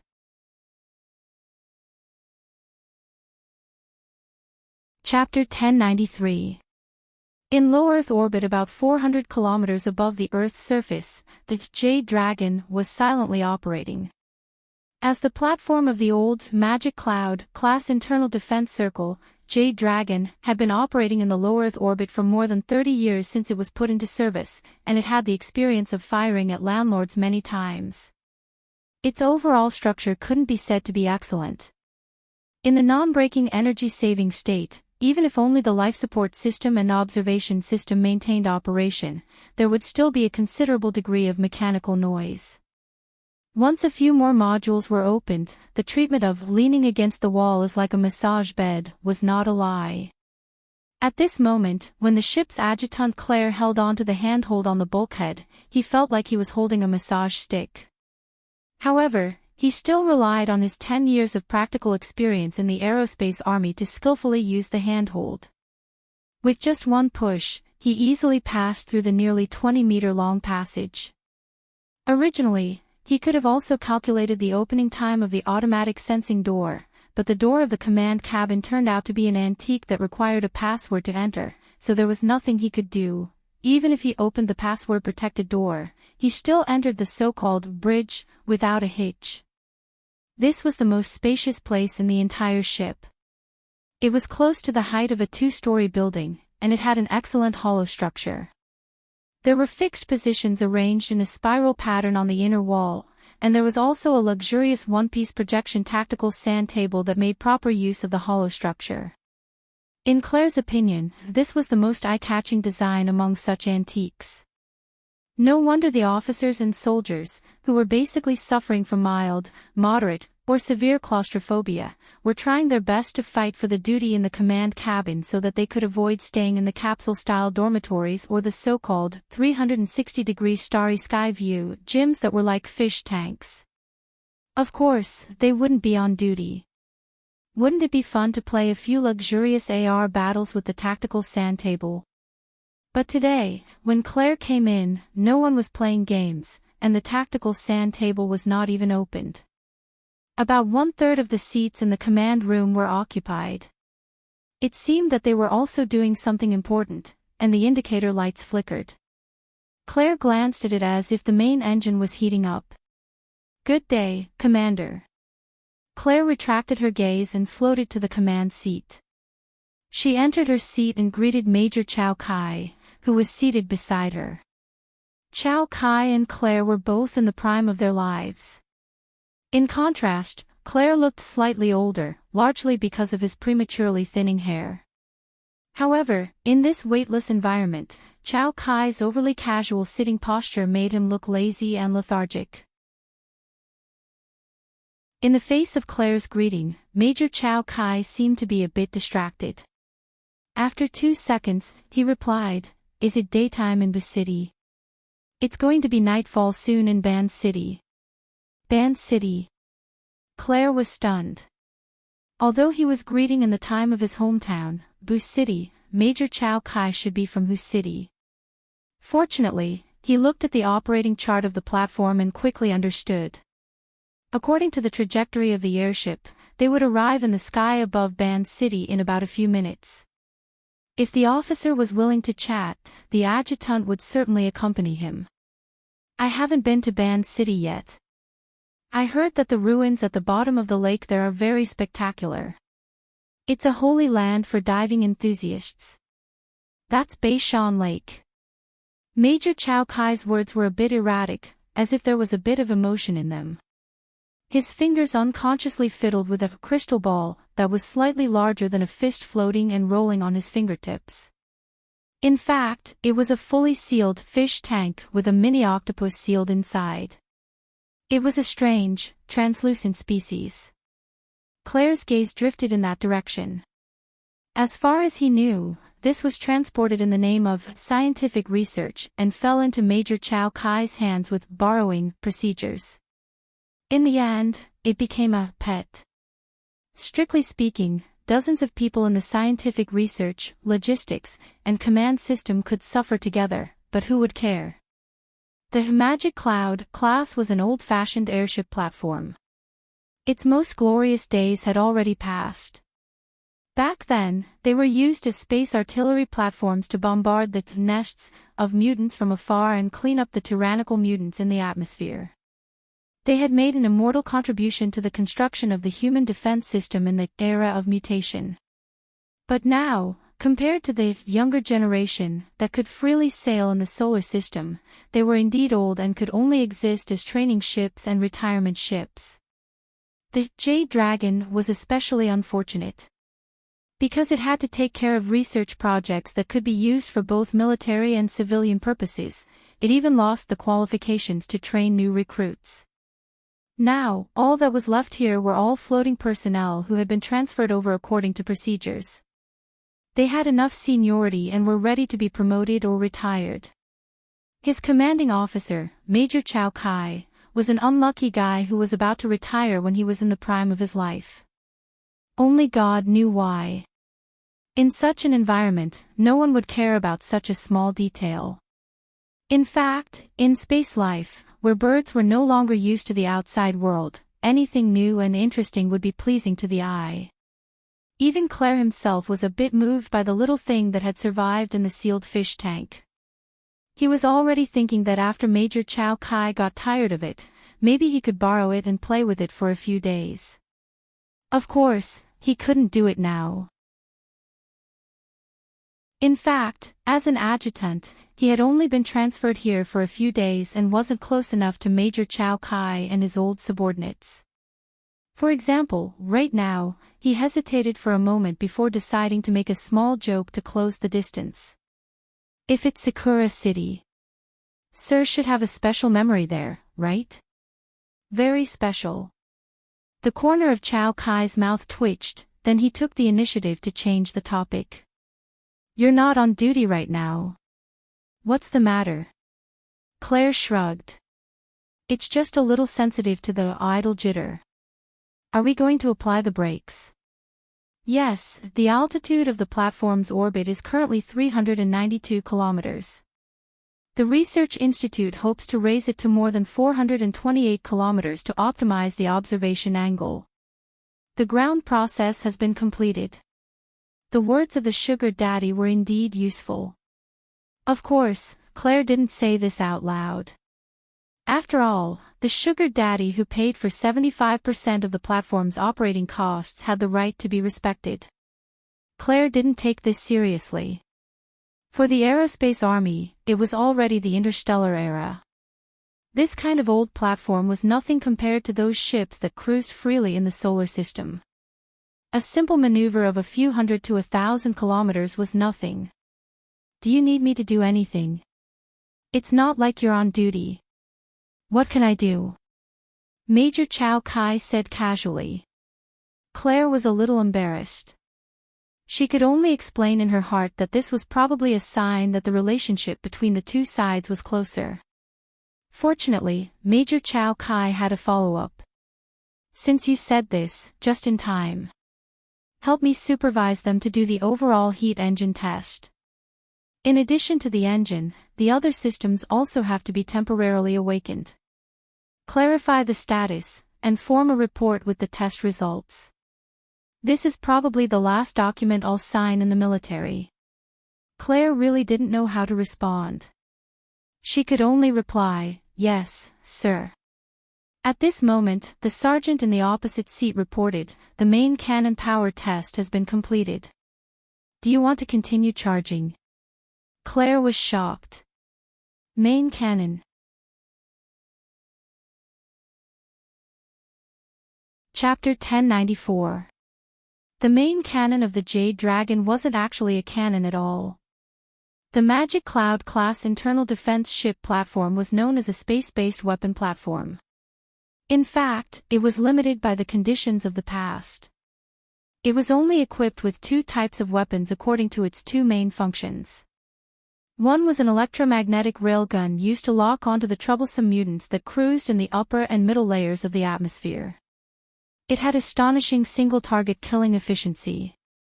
Everyone was used to calling it the secondary cannon. The other type was a weapon of mass destruction that was specially designed to target the mutant nests in the wilderness and the extremely powerful mutants that were beyond imagination. It was the so-called main cannon. The main cannon charging that the sergeant mentioned was strictly speaking to charge the launcher. As the military strategic posture toward the wilderness changed from defense to counterattack and gradually gained the initiative, new types of war weapons emerged one after another. The Magic Cloud-class platform had basically withdrawn from the front line. Now, it was only engaged in scientific research, shooting birds, and helping to clear high-altitude routes. It basically no longer carried out ground attack missions. However, it was still in a state of preparation for war. The ammunition base was reduced by half, and there was still one round of ammunition for the main cannon. Claire wasn't worried about anything else. She was worried that the soldiers on the ship, whose sense of responsibility was at an all-time low, would make a careless mistake and throw out the deadly thing in the magazine. It wouldn't explode. Without authorization from the ground, this thing was just a lump of iron. However, if it really floated in the atmosphere, they would immediately become the joke of the aerospace army. At the same time, the aerospace army would also become the joke of the entire Earth. Although there was a high chance that many people wouldn't be able to laugh. In fact, there was already a precedent for this kind of situation where people couldn't laugh. "Sir, during the dark side exercise last year, you mean the Yoda incident?" Major Chow Kai understood instantly, but he had no intention of changing his order. On the contrary, he undid the fastening buckle on his chair and floated up. During this time, he casually pushed the crystal ball toward Claire, who instinctively reached out to grab it. "So, I need my adjutant to focus. You stay here and watch for a while. I'll go clean up the internal affairs." "Yes, sir." What else could Claire say? Moreover, looking at the translucent octopus that he suddenly obtained, he felt that this was really a pleasant surprise. Normally, He would only take a few glances at this little thing from afar. This was his first time seeing it up close. He spun the crystal ball, and the little thing inside also spun, as if it was enjoying it. How did it survive? Claire had no clue at all. After 2 more shakes, the water sealed inside had already formed a whirlpool. This time, the little octopus instinctively went around and stuck close to the inner wall. It just so happened that its head and one of its eyes were squeezed here. Through the light of the water, it twisted into a rather absurd expression and looked over. The two of them stared at each other. This little orange-red thing was an octopus larva. Its tentacles weren't obvious, and it looked particularly adorable. However, the structure of its eyes was a little strange. Amidst the flickering watery light, it looked a little dazzling and blurry.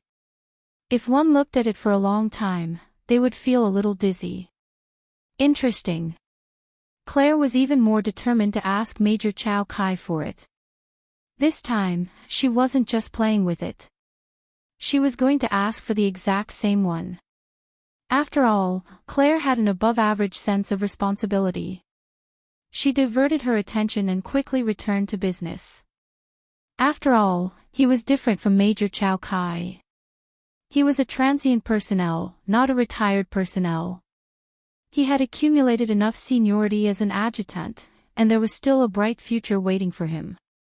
Claire was very attentive to the task Major Chow Kai had arranged.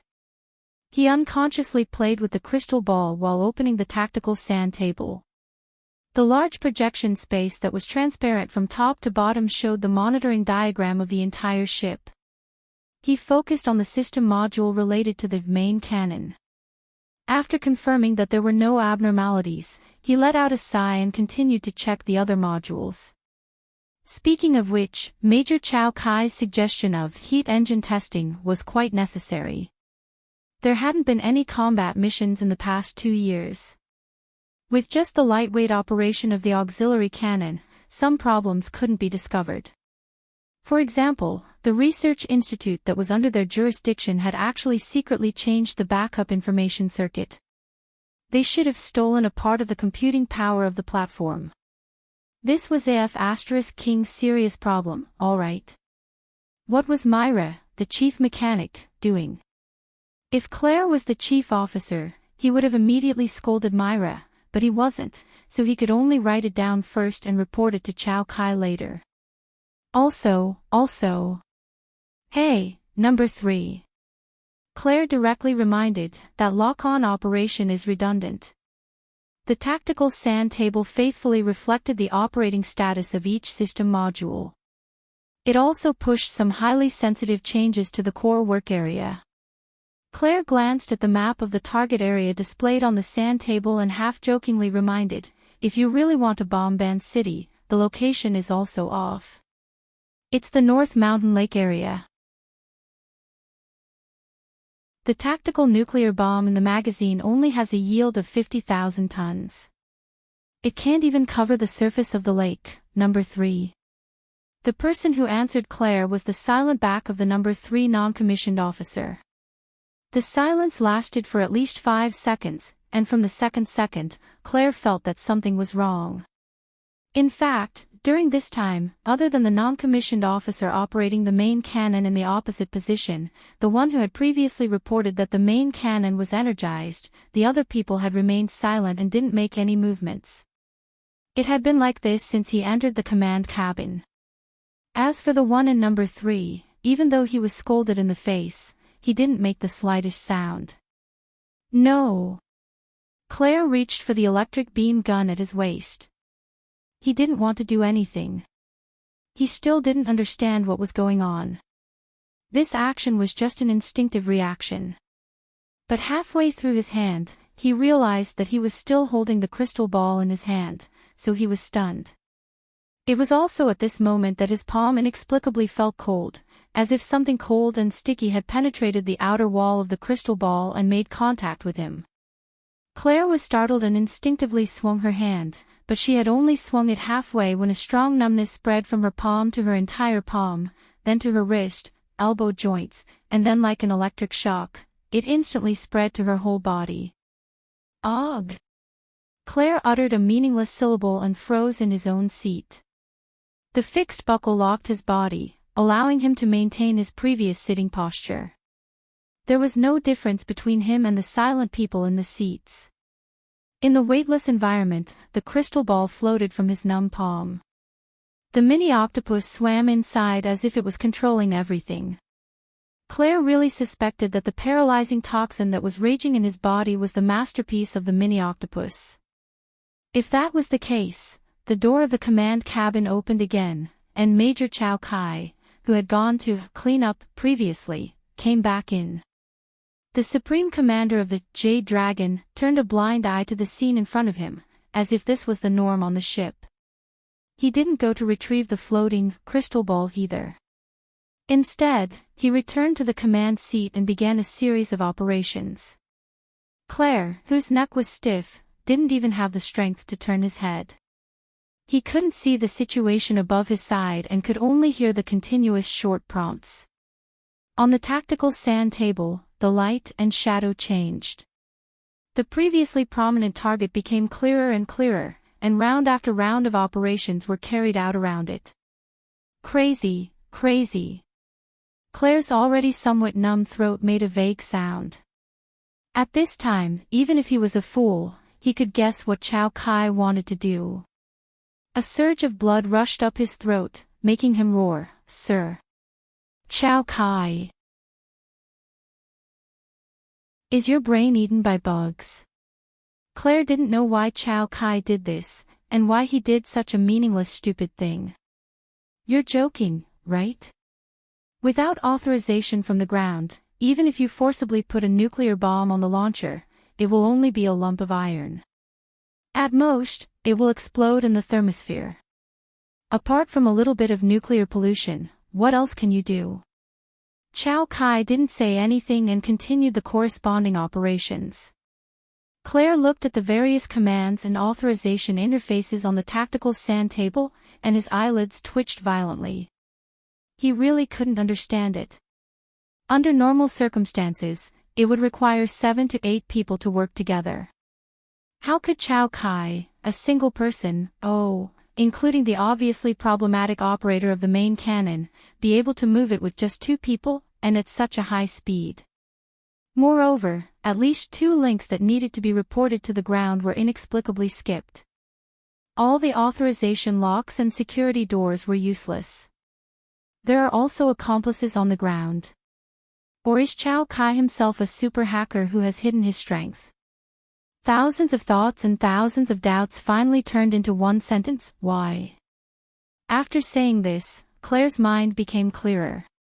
The reason why he asked was that he really didn't understand, and he also wanted to delay and wait for changes. Chow Kai still didn't respond and only focused on operating. Claire could only try to find something to say, trying to fight against the numbness in his throat and mouth. "Let me guess, it's because you want to retire, early retirement." "Yes." Chow Kai unexpectedly spoke, and his answer was especially straightforward, just like the beeping sounds of his subordinates. "What kind of damned reason is that? Is that the reason you want to bomb Band City and take revenge on society? First of all, I'm not bombing Band City. Second, I'm not taking revenge on society." Chow Kai's voice didn't have the previous lazy and casual tone. "My target is, as you can see, the Band City trade zone on Beishan Lake. The target of my revenge is also there." "Huh? Didn't I say that?" "I didn't say that because I'm a secret recipient of the mutation infection. There's a so-called infection threat, and then I'll be forced to retire." I really forgot to tell you." Mutation. Claire really didn't expect it to be this domain. If it's the same for everyone, then it's fine, but do you have it in the city?" "Oh, you're in Europe, then in East Asia, Spring City. That guy in Spring City has become a hero and star. Not to mention the New World. Why did I have to do this in whose city, a place like this?" "Directly report to the military." Claire really wanted to shout, "This might just be a reason for someone to mess with you." But what's the point of discussing this? In contrast, Chao Kai's target was Ban City, which was even more unreasonable. Whose city messed with you, so you're taking revenge on whose city? What does it have to do with Ban City? My wife and children are all there. This reason was so powerful that Claire was suddenly speechless. Of course, this is only one of the reasons. Chao Kai completely opened up a chatterbox, and his words flowed without end. Discrimination against the mutated infected has never been an exception, and it's not targeted at me personally. The stupidest thing for the weak is to resign themselves to adversity and fight alone. People like me can only hug each other for warmth.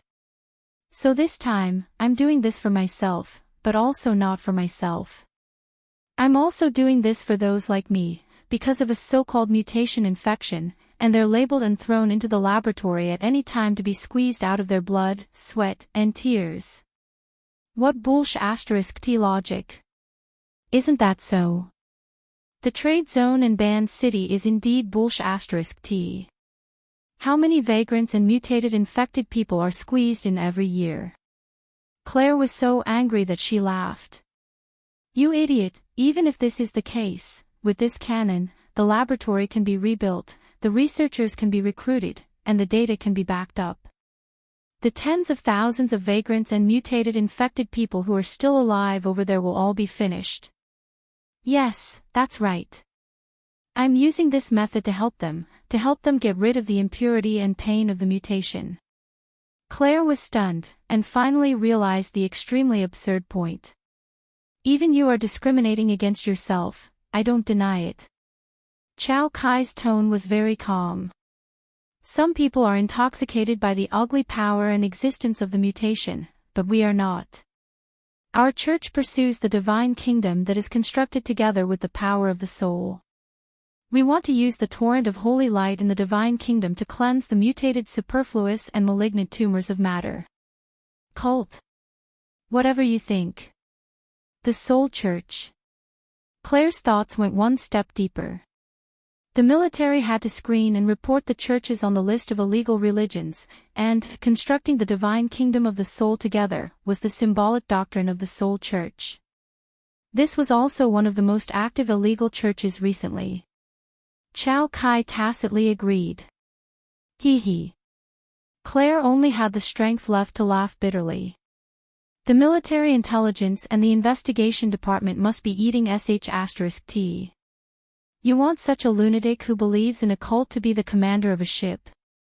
Also, this kind of technology that can bypass authorization and launch a city-destroying attack on its own, what the hell is going on? In this possibly meaningless conversation, at least 5 or more authorization gates were broken without any response. The corresponding feedback mechanism didn't seem to be working, and the ground didn't even respond. Of course, it could also be disconnected. On the bright side, maybe there would be countermeasures outside, but the inside of the ship didn't know.